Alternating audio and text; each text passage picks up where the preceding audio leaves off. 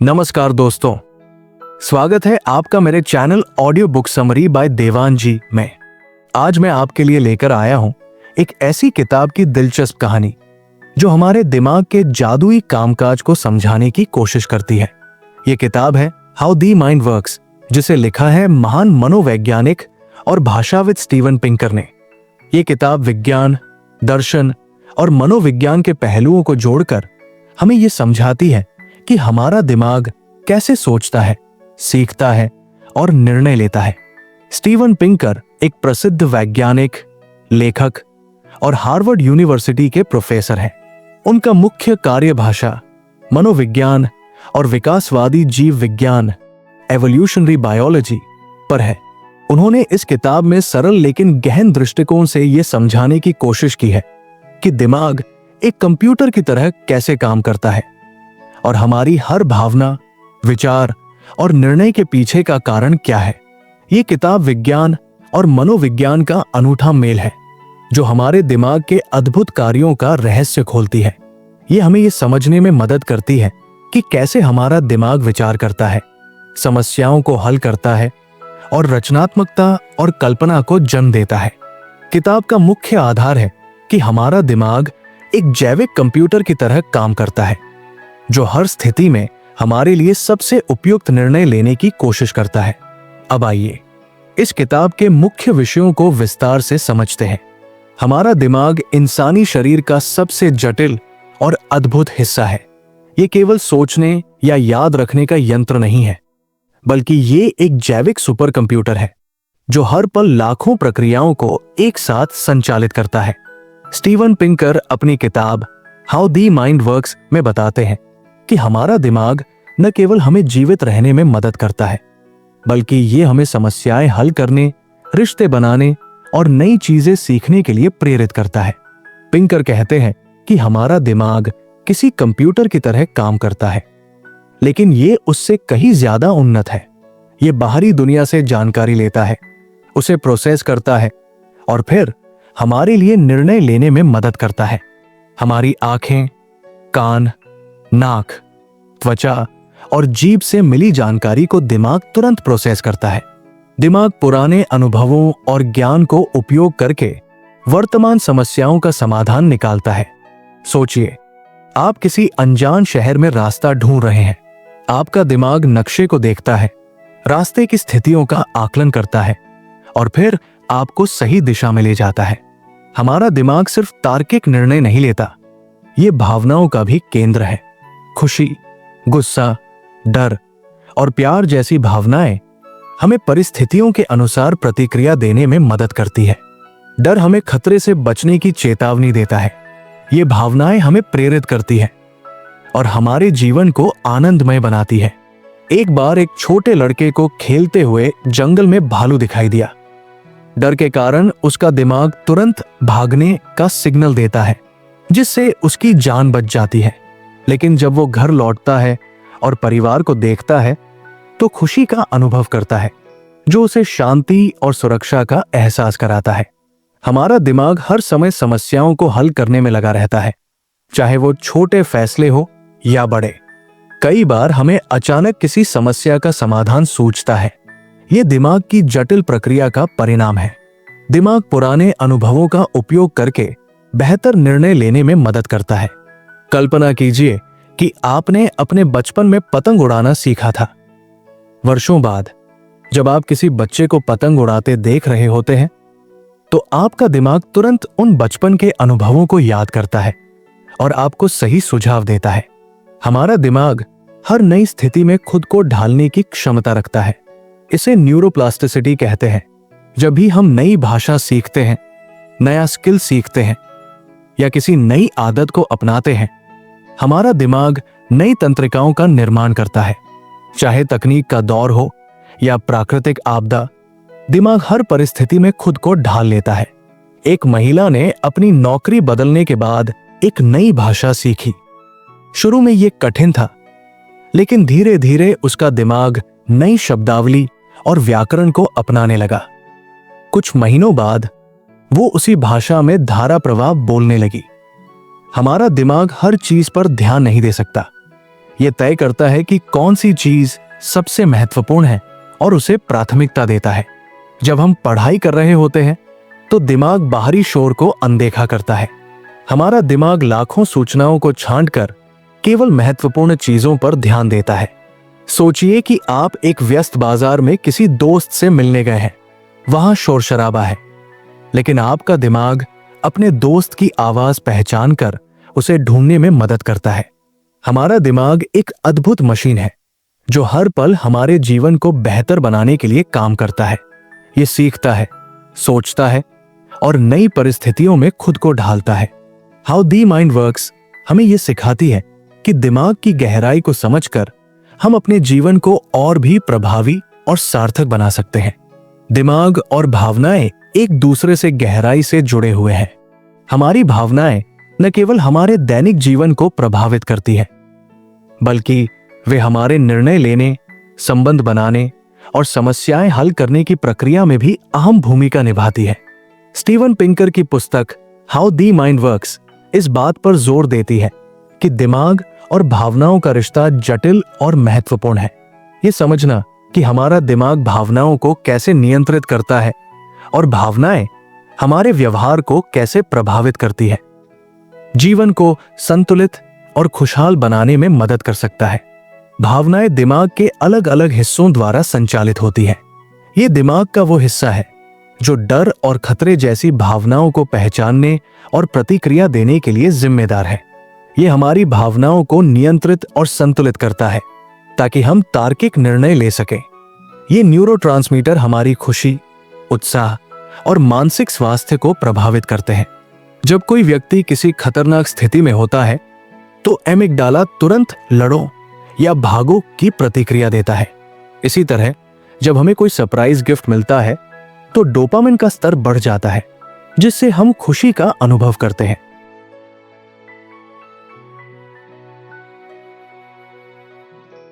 भावनाएं हमारे निर्णय लेने की प्रक्रिया में गहराई से जुड़ी होती हैं। जब हम डरते हैं तो हम अक्सर जोखिम लेने से बचते हैं। खुशी और उत्साह हमें नई चीजों को आजमाने के लिए प्रेरित करते हैं। एक युवा महिला ने अपने करियर के लिए शहर बदलने का फैसला किया। हालांकि उसे डर था कि वो नए माहौल में ढल नहीं पाएगी, लेकिन खुशी और आत्मविश्वास की भावना ने उसे ये कदम उठाने के लिए प्रेरित किया। नए शहर में पहुंचने के बाद उसने महसूस किया कि ये निर्णय उसकी जिंदगी का सबसे अच्छा फैसला था। हमारे रिश्तों में भावनाओं की भूमिका सबसे महत्वपूर्ण होती है। जब हम दूसरों की भावनाओं को समझते हैं तो हमारे रिश्ते मजबूत बनते हैं। ये भावनाएं रिश्तों को नुकसान पहुंचा सकती है। खुशी, प्यार और कृतज्ञता हमारे संबंधों को बेहतर बनाती है। सोचिए कि दो दोस्त झगड़ते हैं। अगर उनमें से एक गुस्से को नियंत्रित कर सहानुभूति दिखाए तो झगड़ा सुलझ सकता है, लेकिन अगर दोनों गुस्से में रहें तो उनकी दोस्ती टूटने का खतरा है। दिमाग और भावनाएं न केवल मानसिक स्वास्थ्य को प्रभावित करती है, बल्कि हमारे शारीरिक स्वास्थ्य पर भी गहरा असर डालती है। जब हम तनाव में होते हैं तो हमारा दिमाग तनाव हार्मोन कोर्टिसोल का उत्पादन करता है, जो लंबे समय तक चलने पर हमारी प्रतिरक्षा प्रणाली को कमजोर कर सकता है। सकारात्मक भावनाएं हमारे शारीरिक और मानसिक स्वास्थ्य को सुधारने में मदद करती है। एक आदमी जो हमेशा नकारात्मक सोचता था को अक्सर बीमारियां घेर लेती थी। डॉक्टर ने उसे हर दिन अपनी खुशहाल यादें लिखने की सलाह दी।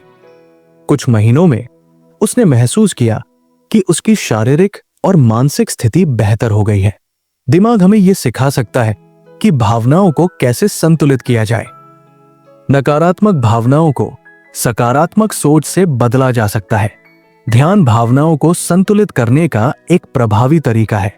अपनी भावनाओं को पहचानना और उन्हें समझना हमें बेहतर इंसान बनाता है। एक बिजनेसमैन जो हमेशा तनाव में रहता था ने ध्यान का अभ्यास शुरू किया। धीरे धीरे उसने देखा कि उसकी भावनाएं संतुलित हो रही है और वो बेहतर निर्णय लेने में सक्षम हो रहा है। भावनाएं हमारी रचनात्मकता को भी प्रभावित करती है। जब हम खुशी और उत्साह महसूस करते हैं तो हमारा दिमाग नई चीजें सोचने और बनाने में बेहतर होता है।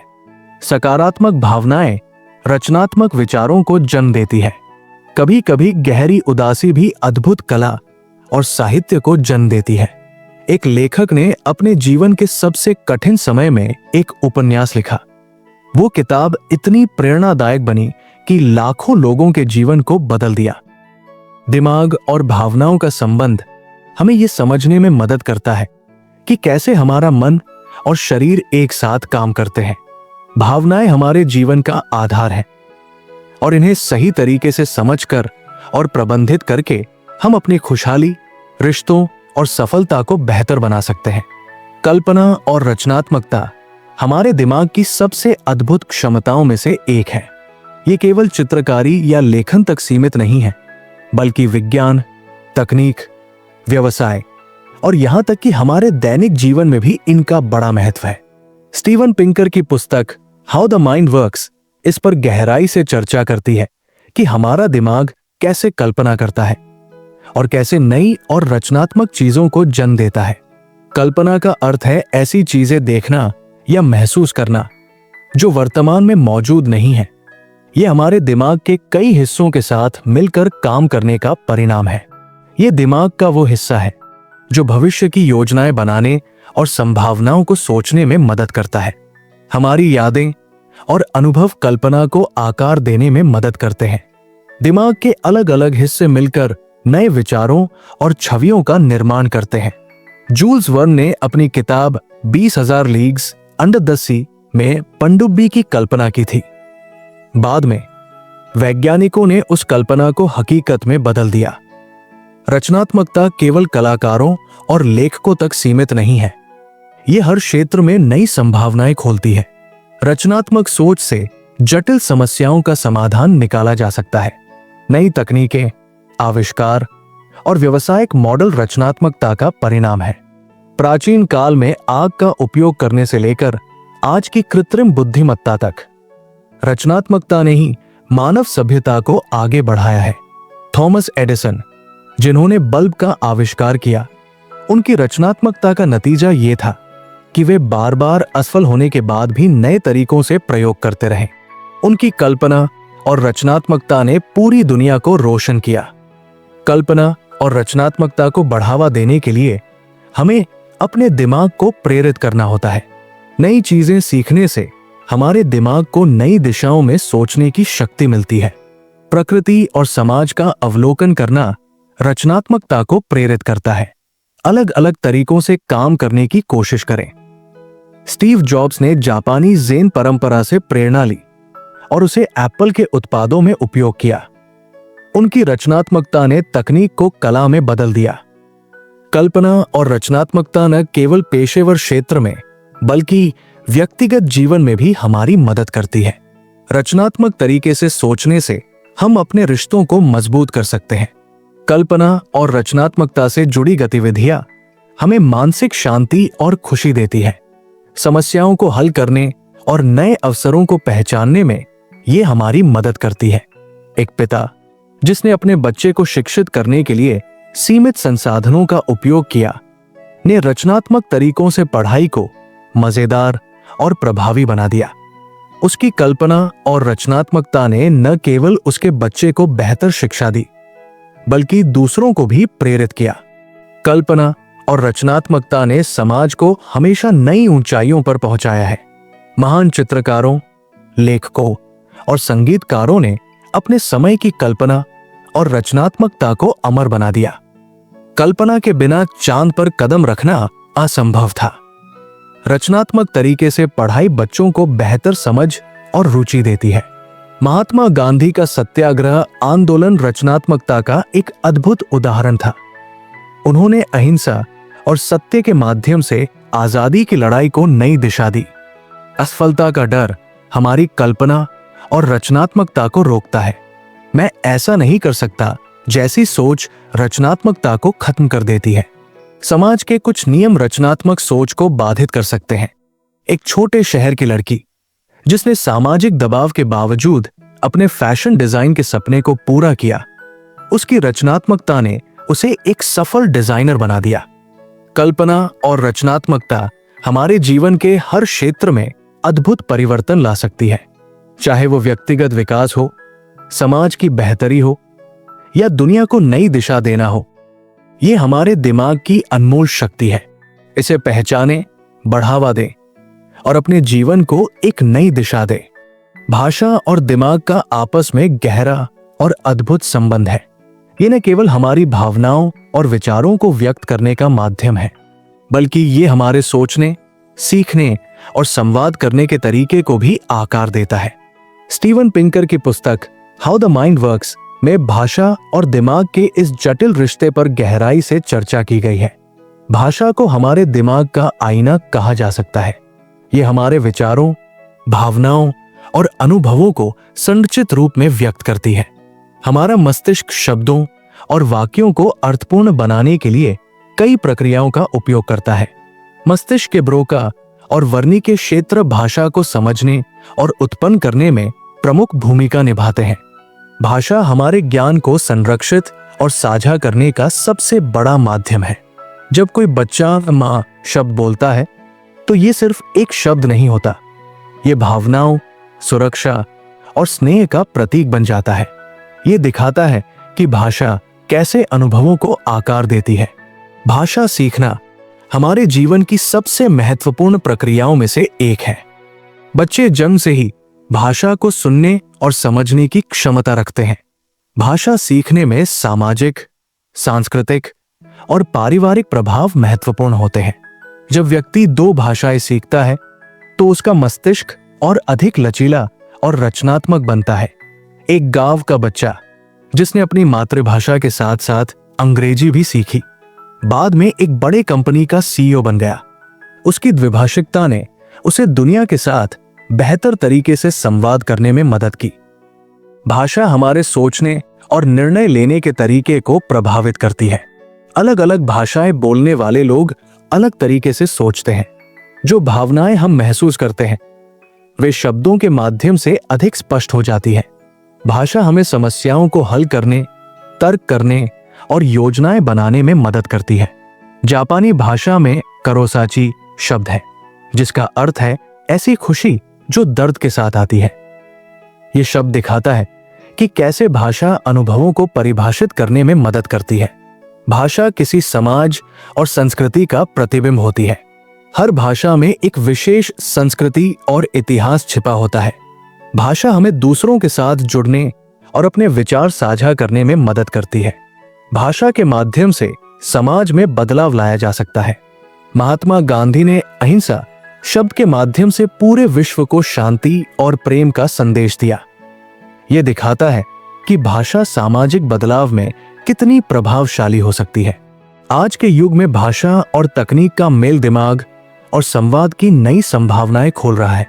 एआई सिस्टम भाषाओं को समझने और अनुवाद करने में सक्षम हो गए हैं। तकनीक के माध्यम से भाषा सीखना और संवाद करना और भी आसान हो गया है। गूगल ट्रांसलेट जैसे उपकरण कई भाषाओं के बीच अनुवाद कर सकते हैं, जिससे दुनिया के लोग एक दूसरे के करीब आ रहे हैं। यदि भाषा न हो तो संवाद और सोचने की प्रक्रिया बहुत जटिल हो जाएगी। इशारों की भाषा, साइन लैंग्वेज, दिखाती है कि हमारा दिमाग संचार के लिए कितने तरीके खोज सकता है। यदि हम शब्दों का उपयोग न कर सकें तो हमारी भावनाएं और सोच सीमित हो जाएगी। एक गूंगी लड़की जिसने साइन लैंग्वेज के माध्यम से अपनी भावनाओं को व्यक्त किया, बाद में एक प्रेरक वक्ता बनी। यह दिखाता है कि भाषा केवल शब्दों तक सीमित नहीं है। हर नई भाषा आपको एक नया दृष्टिकोण देती है। पढ़ाई से आपका शब्द भंडार और विचारशीलता बढ़ती है। बातचीत से आप अपने भाषा कौशल को निखार सकते हैं। एक व्यक्ति जिसने फ्रेंच सीखी, अपने व्यवसाय को यूरोप में फैलाने में सफल हुआ। भाषा और दिमाग का संबंध मानव अस्तित्व की सबसे बड़ी उपलब्धियों में से एक है। यह हमारे विचारों को आकार देता है, हमारे अनुभवों को परिभाषित करता है और हमें समाज से जोड़ता है। भाषा का सही उपयोग हमें व्यक्तिगत और सामूहिक रूप से आगे बढ़ने में मदद करता है। हमारा दिमाग अद्भुत क्षमता वाला एक जटिल अंग है, लेकिन इसकी संसाधन सीमित है। यह सीमित ऊर्जा, ध्यान और जानकारी को संभालने की शक्ति के कारण एक समय में हर चीज को पूरी कुशलता से नहीं कर सकता। स्टीवन पिंकर की पुस्तक हाउ द माइंड वर्क्स में इस विषय पर गहन चर्चा की गई है। दिमाग की सीमाएं समझना हमें अपनी सोच और व्यवहार को बेहतर तरीके से प्रबंधित करने में मदद करता है। दिमाग एक दिन में केवल एक निश्चित मात्रा में ऊर्जा का उपयोग कर सकता है। जब हम दिन भर कई निर्णय लेते हैं तो निर्णय थकान, डिसीजन फटीग होने लगती है। बार बार निर्णय लेने से मस्तिष्क थक जाता है और गलतियां होने की संभावना बढ़ जाती है। सोचिए कि आप पूरे दिन ऑफिस में कठिन निर्णय लेते हैं। शाम होते होते आप छोटे छोटे निर्णय जैसे कि रात के खाने में क्या खाना है लेने में भी असमर्थ हो सकते हैं। एक जज जो सुबह अपने मामलों में संतुलित और उचित निर्णय देता था, लेकिन दिन के अंत तक उसकी थकान के कारण गलत फैसले बढ़ गए। यह दिखाता है कि हमारे दिमाग की सीमाएं हमारे कामकाज को कैसे प्रभावित कर सकती है।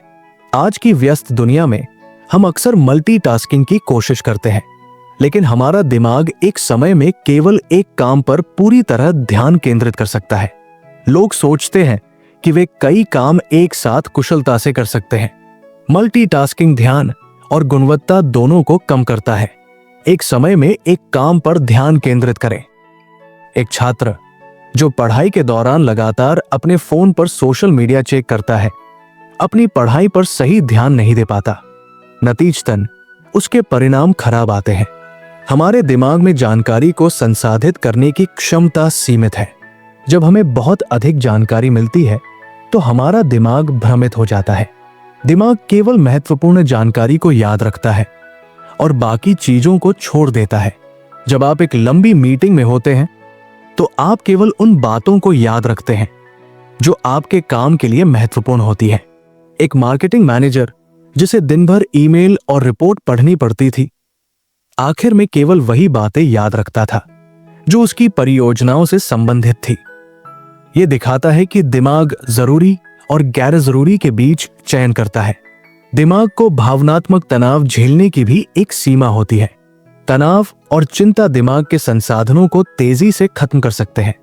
भावनात्मक स्वास्थ्य बनाए रखना दिमाग की कार्यक्षमता के लिए आवश्यक है। ध्यान, मेडिटेशन और नियमित आराम दिमाग को रीसेट करने में मदद करता है। एक युवा प्रोफेशनल जो लगातार काम के दबाव में था, अचानक ब्रेकडाउन का शिकार हो गया। बाद में उसने ध्यान और योग के माध्यम से अपने दिमाग को शांत करना सीखा। हमारा दिमाग केवल एक सीमा तक जानकारी को संग्रहित कर सकता है। लंबे समय तक अनावश्यक जानकारी रखने के बजाय दिमाग केवल जरूरी बातें याद रखता है। याद रखने की प्रक्रिया हमारे ध्यान और भावना पर निर्भर करती है। जानकारी को याद रखने के लिए नोट्स और टेक्नोलॉजी का उपयोग करें। एक छात्र जिसने परीक्षा के लिए तैयारी करते समय मुख्य बिंदु नोट किए, बाकी छात्रों की तुलना में बेहतर प्रदर्शन किया। जब हम दिमाग की सीमाओं को समझते हैं तो हम ज्यादा सोच समझकर काम करते हैं। सीमाओं को जानकर हम अपनी प्राथमिकताओं को सही तरीके से प्रबंधित कर सकते हैं। सीमित संसाधनों के कारण हम अधिक कुशलता से काम करना सीखते हैं।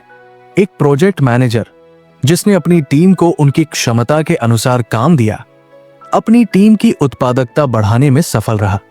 दिन के सबसे उत्पादक समय में महत्वपूर्ण कार्य करें। दिमाग को आराम देने के लिए बीच बीच में ब्रेक लें। योजनाबद्ध तरीके से काम करने से दिमाग पर कम दबाव पड़ता है। एक वकील जिसने अपनी कोर्ट की तैयारी सुबह की, जब उसका दिमाग सबसे तेज काम करता था, केस जीतने में अधिक सफल हुआ। दिमाग के सीमित संसाधन हमें अपनी क्षमता और कमजोरियों को समझने का मौका देते हैं। जब हम अपनी सीमाओं को स्वीकार करते हैं और उन्हें कुशलता से प्रबंधित करते हैं तो हम अपने जीवन में बेहतर परिणाम हासिल कर सकते हैं। जब आप एक व्यस्त सड़क पर गाड़ी चला रहे होते हैं तो आपका दिमाग गाड़ियों और सिग्नलों पर ध्यान केंद्रित करता है, न कि आसपास के पेड़ों और इमारतों पर। स्टीवन पिंकर की ये किताब हमें हमारे दिमाग की गहराई और उसकी क्षमताओं को समझने में मदद करती है। ये हमें ये सिखाती है कि दिमाग का सही उपयोग करके हम अपने जीवन को बेहतर बना सकते हैं। दोस्तों, हाउ द माइंड वर्क्स एक ऐसी किताब है जो आपको आपके दिमाग की असीमित संभावनाओं से परिचित कराती है। अगर आप अपने जीवन को समझना और बेहतर बनाना चाहते हैं तो इस किताब को जरूर पढ़ें। तो दोस्तों, ये था हमारा दिमाग कैसे काम करता है का विश्लेषण। अगर आपको ये जानकारी उपयोगी लगी हो तो लाइक और शेयर करें और मेरे channel audio book summary by Dewan ji को सब्सक्राइब करना न भूलें। धन्यवाद।